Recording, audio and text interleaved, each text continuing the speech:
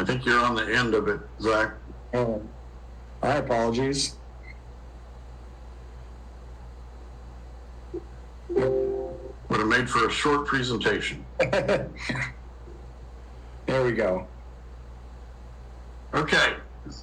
Well, tonight we're going to just kind of go through the process very briefly, and then I'm going to talk a lot about, or not a lot, but some about how we got to where we're at, meaning the input we got and the process we went through there. And then we'll get into some design and cost issues. But I'm not going to read every step here, but these are the steps, the main steps in the process. So we had the kickoff, we did the community engagement, which involved the stakeholder interviews, in-person focus groups. We did a SWOT analysis. We did online social pinpoint, which is really a website on this project that runs the length of the project. And we also did a statistically valid as well as an online public survey. So we also looked at demographics and the trends in your region to see what supported this type of these types of facilities. And then came down, we did site analysis, conceptual drawings, and capital costs. So that's really what we're sharing tonight with you. What we'd really like is comments. What do you think about that? Are we on the right path here? So we can refine and finalize these concepts. We do have capital cost estimates as to what we're presenting tonight, but we would adjust those based on any input that we get back with our group and come up with the changes. And then the pretty much the last step is to create an annual O&M budget and pro forma projections based on that final facility. And square footage makes a difference, how many of what makes a difference, and unfortunately it's not as easy to put together as a square footage cost on a building, because you change one simple item, it pretty much changes the whole budget and a lot of line items. So with that, we'll run through the community engagement real quick. Okay, Zach?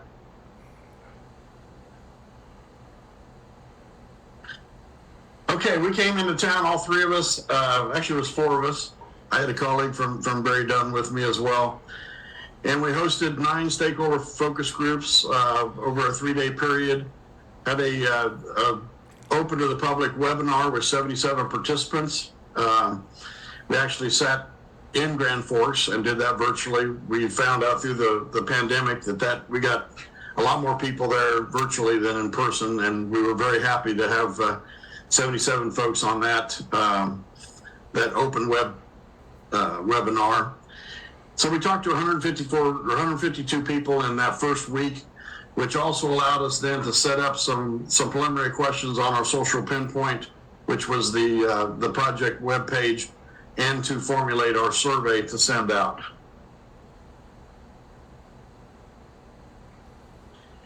Some of the results in the stakeholder, which, we came in open-minded, anything is open game here to start, and really found out that from asking what's most important, aquatics or indoor turf or, court space, what is it?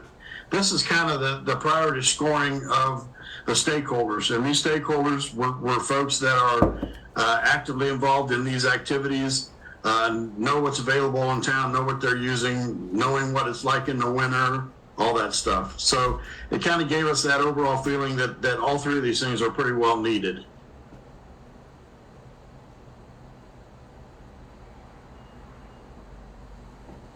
Okay, so we had it on the social pinpoint, which is the online webpage for the project. We asked the question, does Grand Forks need an indoor multi-sports facility or an indoor aquatic facility, or both? So you can see the answer basically was most people felt like both these facilities were needed, whether they were included in the same facility or in different facilities. And of that group, only 3 thought that these weren't needed. Then we sent out 8,500 postcards on a statistically valid survey.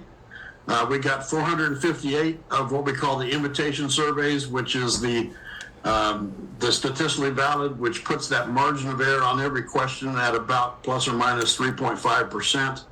We also put the exact same survey a couple of weeks later online and blasted out marketing, asked all the youth sports groups, swimmers, everybody to contact their participants to go online and take the survey. We got another 650 those.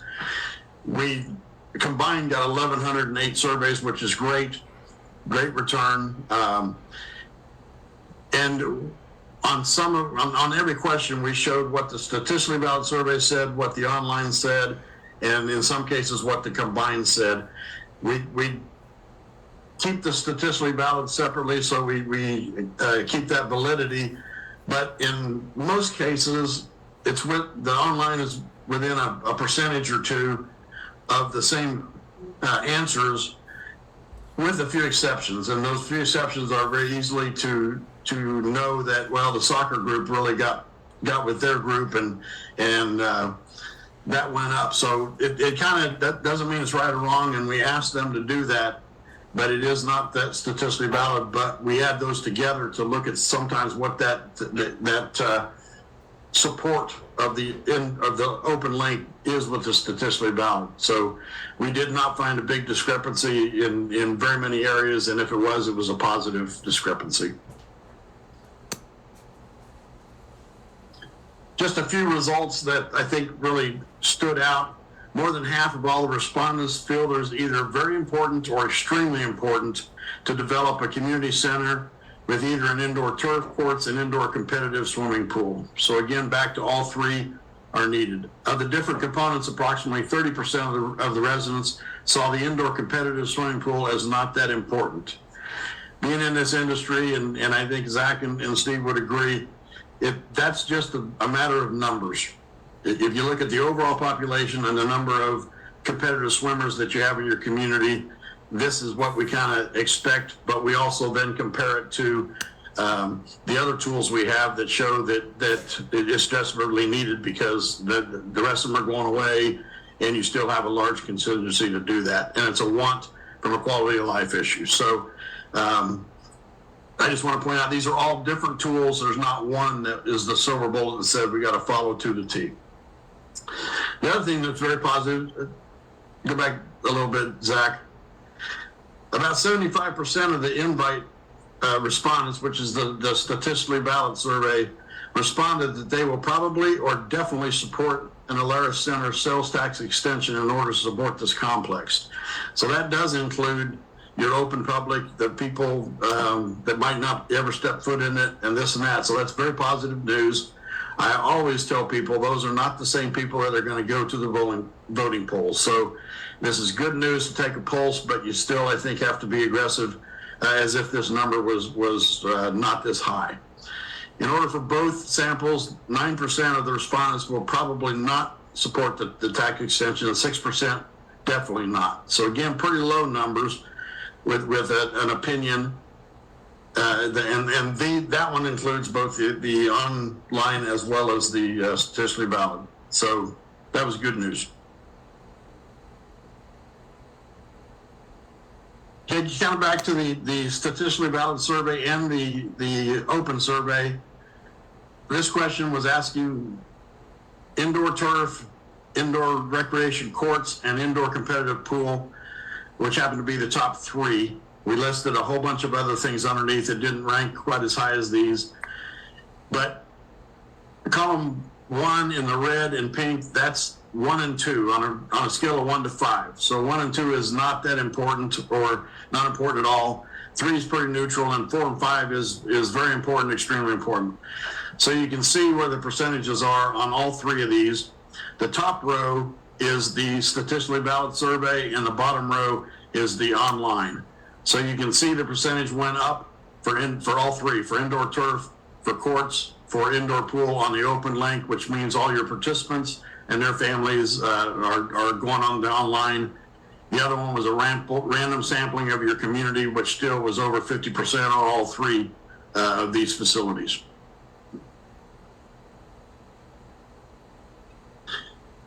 Okay, ask the question kind of a different way. How likely would you or your family be to use each feature? So same condition on the 1 and 2 and the 4s and 5s. So 45, 42 to 35% of the random survey said somebody in their household is very likely to participate in each of these 3 components. And then, of course, it jumped up to 62, 61, and 50% when asking those folks that are probably already in those activities. But again, very, very high support. And then this was the question on the sales tax extension. So you can see the blue, that's the invite survey. That is the randomly distributed, statistically valid survey. So 47% probably would support it, 32% definitely support it. That's where that 79% came in. The open length was 38% and 51%, so much higher, again, from the people that are probably already in those activities. And if you took an average of the overall, you're still at 42% for each, which would be 84%. So it even jumps up higher. So kind of to give you an idea of a pulse on the public and how they feel about that. All right, with that, I'm going to turn it over to Zach and Steve, and we'll go through concepts and take your notes so we can answer some questions at the end, please. We're going to start with the aquatic concepts. You know, early on when we began the study, I think there was a discussion of whether it was 1 facility or 2. Ultimately, based on all the work we did, it was decided that it was best to have 2 separate facilities. So we're going to show you today 2 concepts, one for an aquatics facility and one for an indoor sport turf facility. So with the indoor aquatics facility, we studied a variety of aquatic programs as well as site locations. This is just a quick overview of ones that were considered. We looked at a concept at the Choice Health and Fitness site that was an 8-lane by 25-yard pool with a separate warm-up body of water. We also looked at the Choice Health and Fitness site, a 10-lane, 25-yard by 25-meter pool with a separate warm-up body of water. We looked at the ability to put a 50-meter pool at the Choice Health and Fitness site, as well as a separate 50-meter pool at the UND campus on a separate site.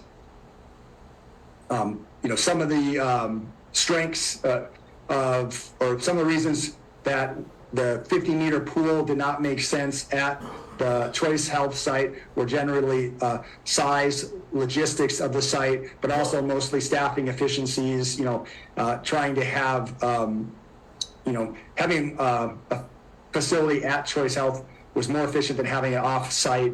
And ultimately, the group decided that a kind of a hybrid, what we call a stretch 25 pool, was the preferred option, which we'll show you here in a second of what that looks like. So giving you some context, I'm guessing most everyone here knows where the Choice Health and Fitness facility is. For those that don't, we just wanted to quickly show what this proposed preferred concept looked like. Here is the Choice Health facility that's on that campus just between 40th and 47th Avenue.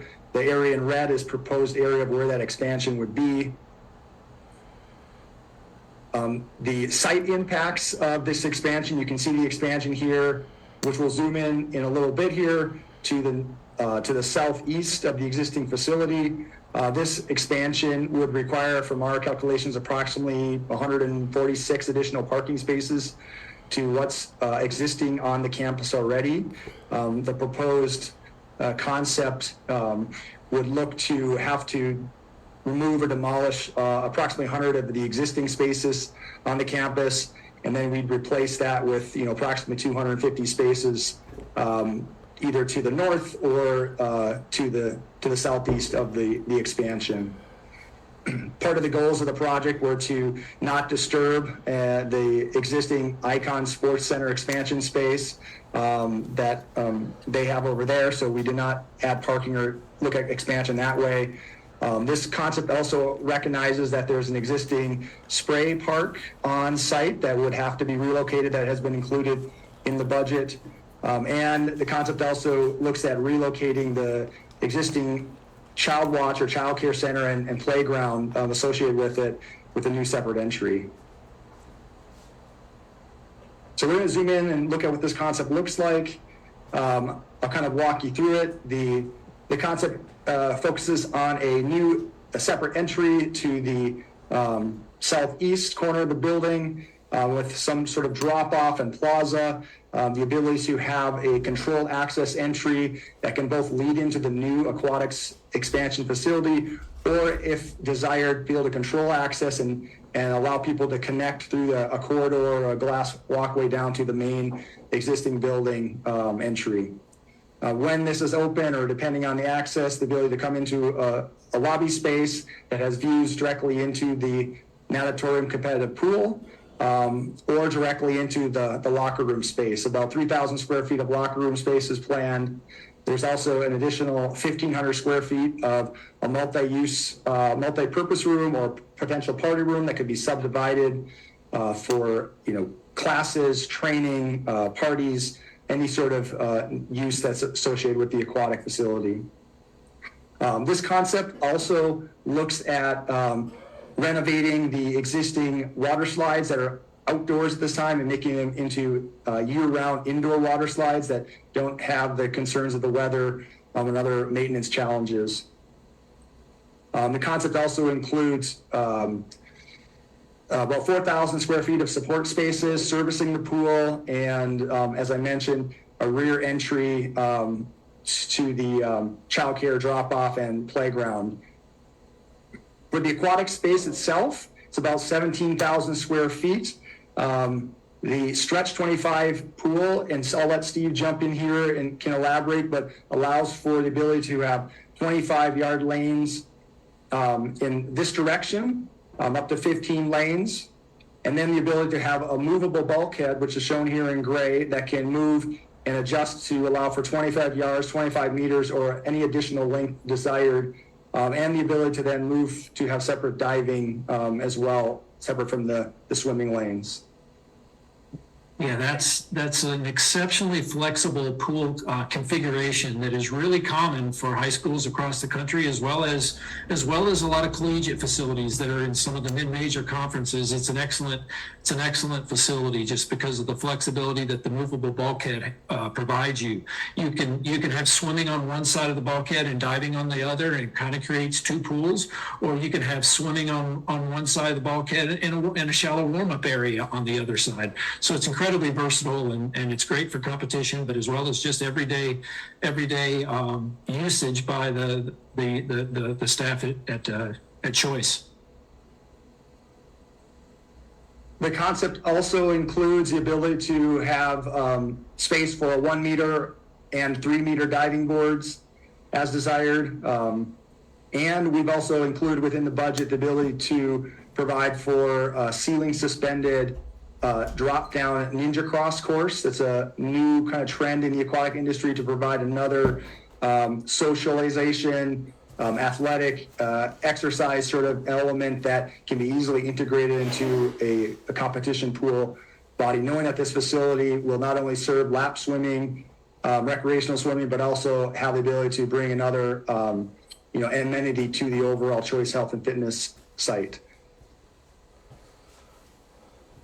On the second level, there would be a central stairway and elevator bank that would bring you up to a second level mezzanine lounge space that would have a nice overlook into the pool, a concession area, a couple of restrooms, views into that multi-story indoor water slide renovation, and then direct access into the spectator seating gallery. Right now, this is currently planned for about 600 spectators based on the size of the facility. That was the preferred indoor aquatics concept. We'll move to the indoor sports concept. Regarding this facility, we studied 3 different sites. One, we're looking at the Choice Health and Fitness site, the Columbia Mall site, and the Alara Center site. At Choice, obviously, it would be great from an efficiency standpoint to have it all in one location, but just general size of the desired program elements that came out of the community surveys and feedback, that there was just wasn't enough ability to put this facility on the Choice Health and Fitness site.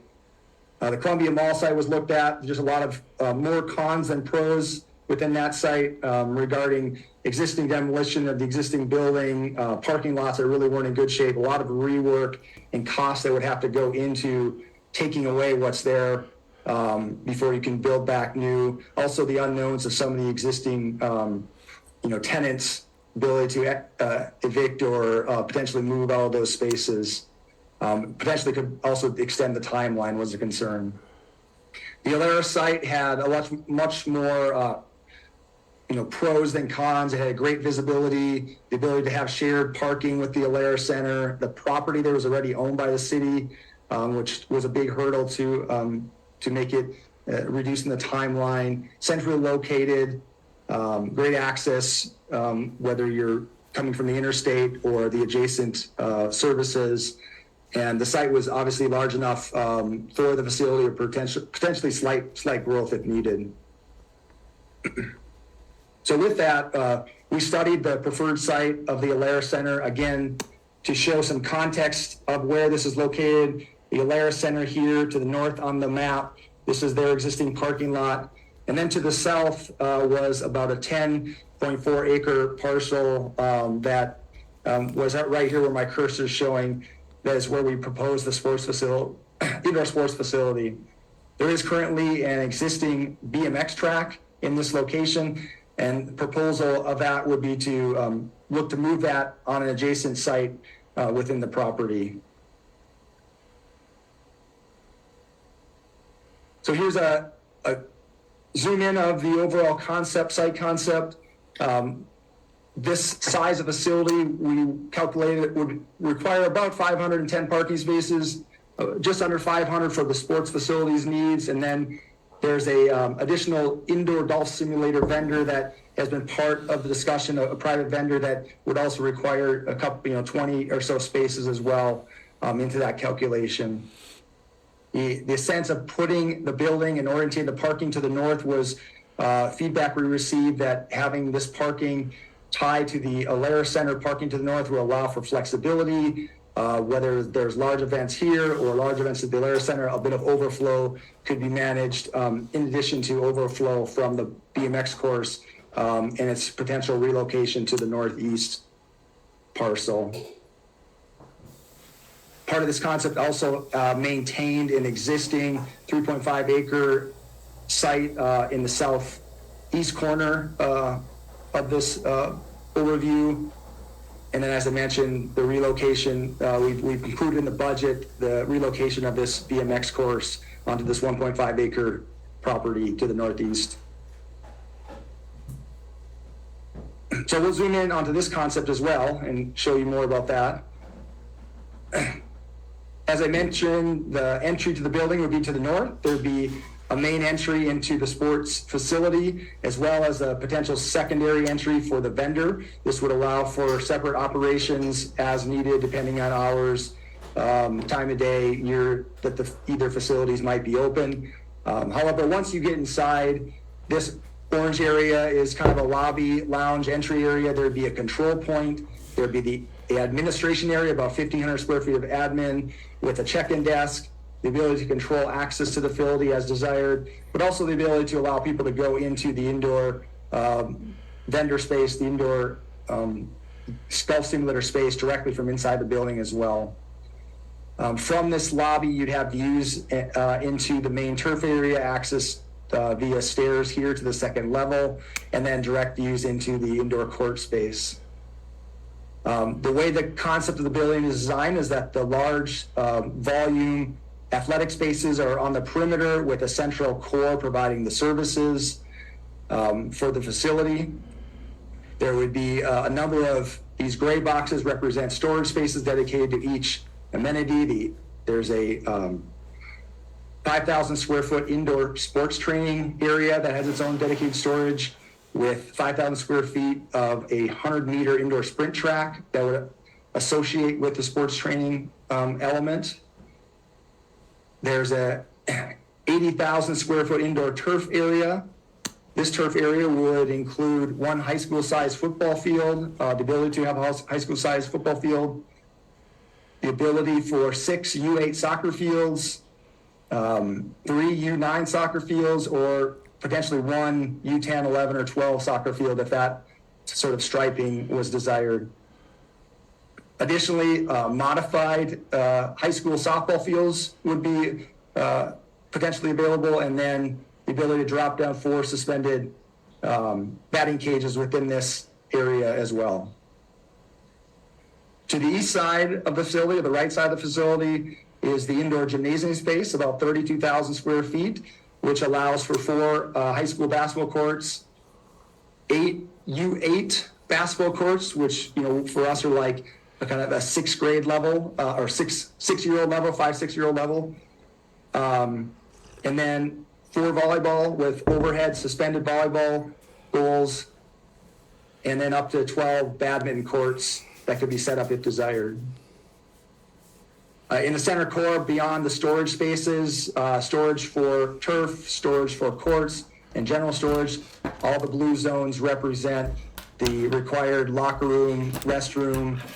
We have 8 dedicated team locker room spaces for tournaments or leagues desired, and then multi-use or unisex, gender neutral, handicap accessible restrooms as well.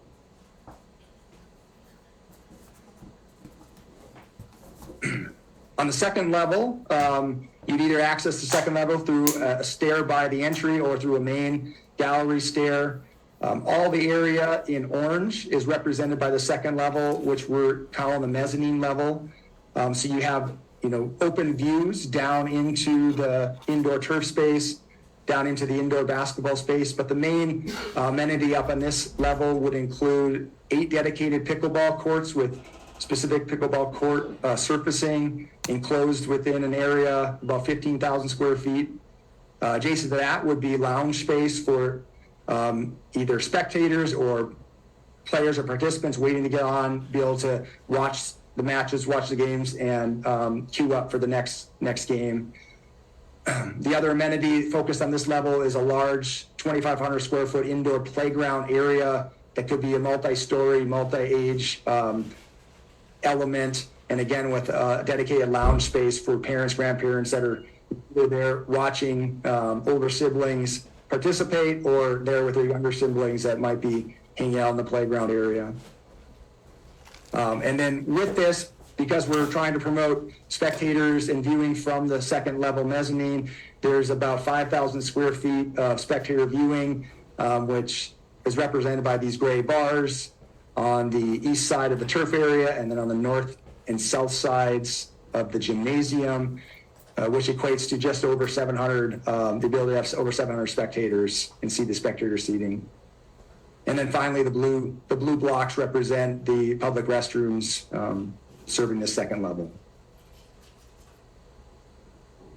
We did look at a scenario that, if the indoor golf simulator private vendor decided that the partnership fell through, what might happen with this space. The desired preference, instead of kind of lopping off that corner of the building, making the building, making challenges with the construction, more unique, interrupting the second level track, was how we could repurpose that area on the main level with the program spaces desired for the community.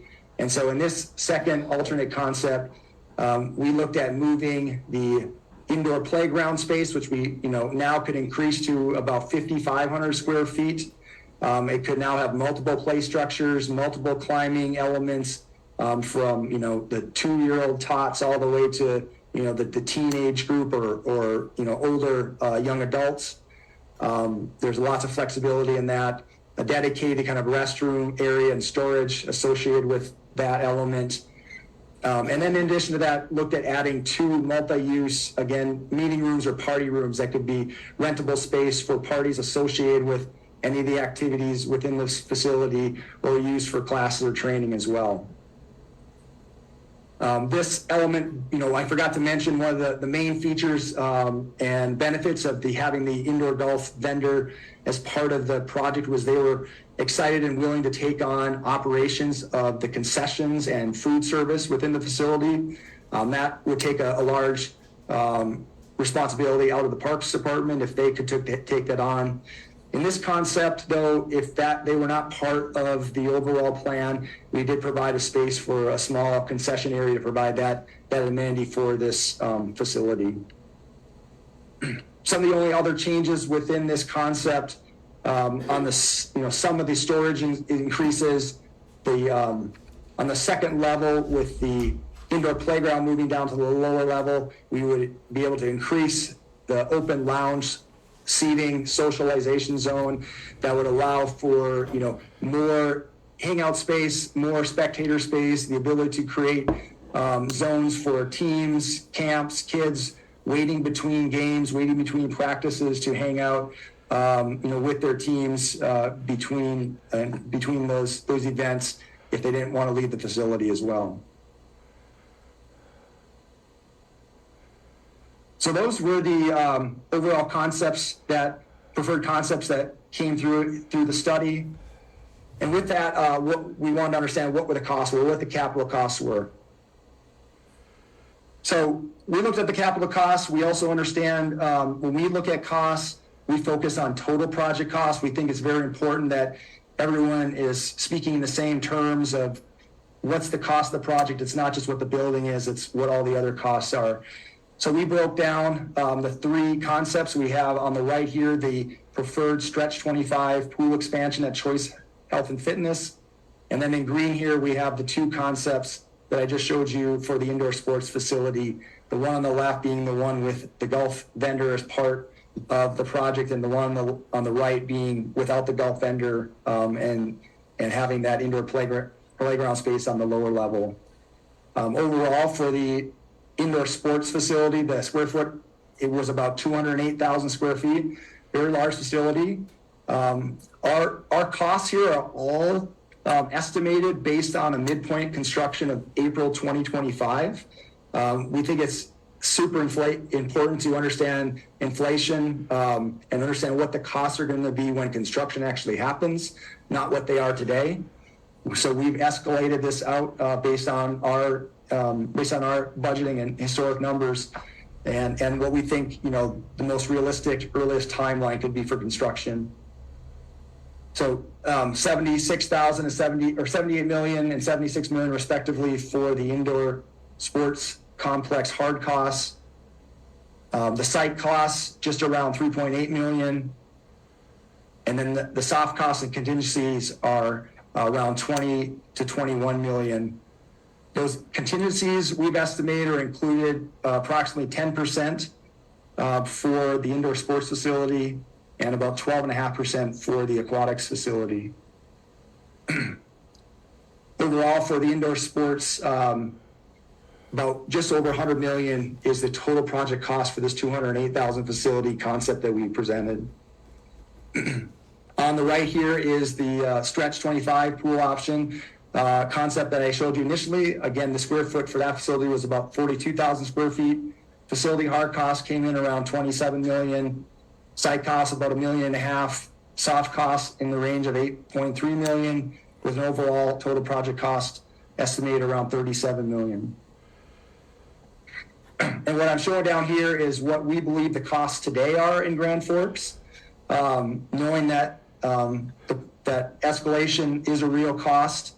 We all know what's going on in the market today. It's kind of reflective of a potential $20 million difference or $7 million difference in the aquatic facility from building the building today, if shovels were in the ground, versus building it in late 2024, 2025. I've included down here some of the